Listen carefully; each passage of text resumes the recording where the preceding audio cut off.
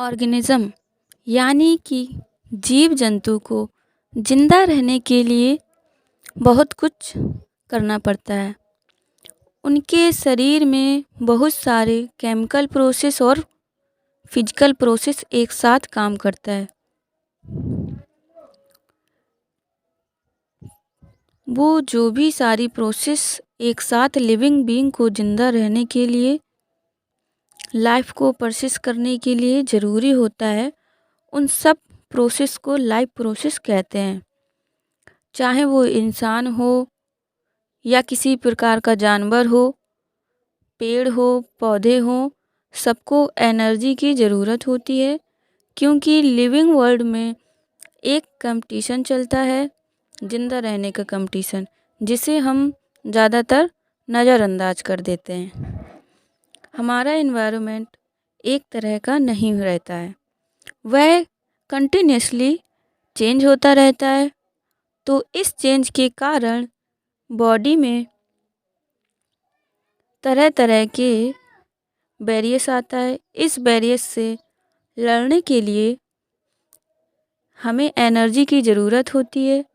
बात करें पेड़ पौधों की, तो ये सूर्य के प्रकाश से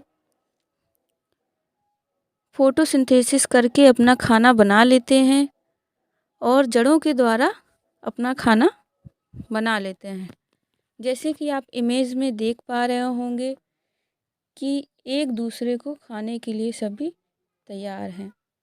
जैसे कि जिराफ पेड़ पौधे खाकर एनर्जी लेगा, वैसे ही आपको इमेज में दिख रहा होगा एक सांप है, सांप को चील खा लेगा। इसी तरह की एक फूड चेन चलती है, जो एक दूसरे को खाने के लिए तैयार रहते हैं और एक दूसरे से एनर्जी पाते हैं। जीव की बात करें तो यह खाने के लिए इधर उधर मूव करता है। यह पेड़ पौधों को खाते हैं। इन्हें बैरियर से लड़ने के लिए एनर्जी की ज़रूरत होती है, जो इन्हें खाने से मिलती है। जिंदा रहने के लिए हमें एनर्जी की ज़रूरत होती है, जो हमें न्यूट्रिशन से मिलती है। बात करते हैं हम न्यूट्रिशन की। It is the process to transfer a source of energy from outside the body of the organism to the inside.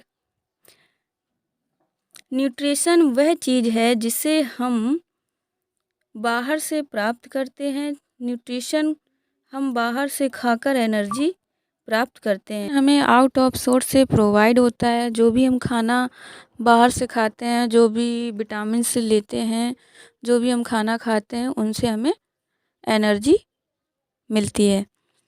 जैसे ही हमें एनर्जी मिलती है, हमारी काम करने की क्षमता बढ़ जाती है। अब हम बात करते हैं रिस्पायरेशन की। तो जो भी हम खाना खाते हैं ऑक्सीजन के साथ रिएक्ट करता है, मोस्टली ऑक्सीजन के साथ रिएक्ट करता है।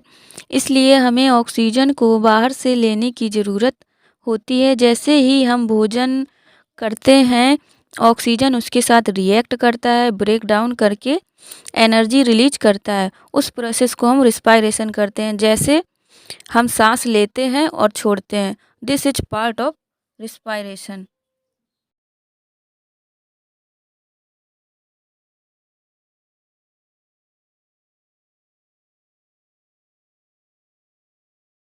Is the process of occurring oxygen from outside of the body. इसका मतलब है कि हमें ऑक्सीजन को बॉडी के बाहर से लेने की ज़रूरत होती है। अब हम बात करते हैं ट्रांसपोर्टेशन की। तो जो कुछ भी हम खाते हैं, तो उसको एक जगह से दूसरे जगह ले जाने के लिए जो सिस्टम होता है, उसको हम ट्रांसपोर्टेशन कहते हैं।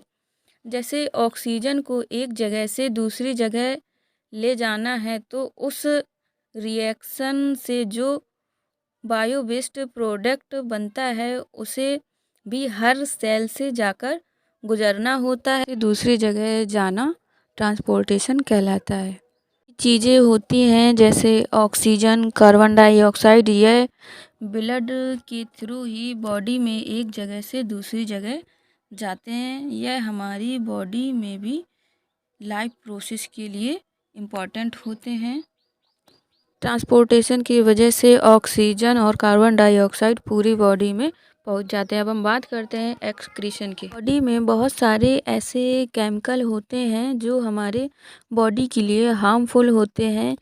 ऐसे हार्मफुल केमिकल को बॉडी से बाहर निकालने के लिए जिस तरह सिस्टम का हमारे बॉडी में होता है, उस सिस्टम को हम एक्सक्रीटरी सिस्टम कहते हैं। Is the process discarding waste by product outside from the body. जो भी हमारे बॉडी में वेस्ट प्रोडक्ट होते हैं उनको बॉडी से बाहर निकालना एक्सक्रीटरी सिस्टम कहलाता है। इमेज में देख पा रहे होंगे कि दोनों किडनी से दोनों यूरोटर्स जुड़कर ब्लैडर में आकर मिल रहे हैं, वहाँ से यूरिन के फॉर्म में नाइट्रोजन वेस्ट बाहर निकल जाता है। अब हम बात करेंगे nutrition, respiration, transportation and excretion. Nutrition की बात करें तो न्यूट्रिशन को हम बाहर से लेते हैं अपने बॉडी में, और रिस्पायरेशन की बात करें तो हम O2 एंड CO2 के थ्रू सांस लेते और छोड़ते हैं, इसे हम रिस्पायरेशन कहते हैं। It is the part of respiration. And transportation की बात करें तो जो भी हम खाना खाते हैं उसको एक जगह से दूसरी जगह तक ले जाने के लिए हमें ट्रांसपोर्टेशन सिस्टम की ज़रूरत पड़ती है। एक्सक्रीशन की तो एक्सक्रीशन में क्या होता है, हमारे बॉडी में जो भी बायो वेस्ट मेडिकल होते हैं, नाइट्रोजन वेस्ट होते हैं, उनको बॉडी से बाहर निकालने के लिए एक्सक्रीशन सिस्टम की ज़रूरत होती है।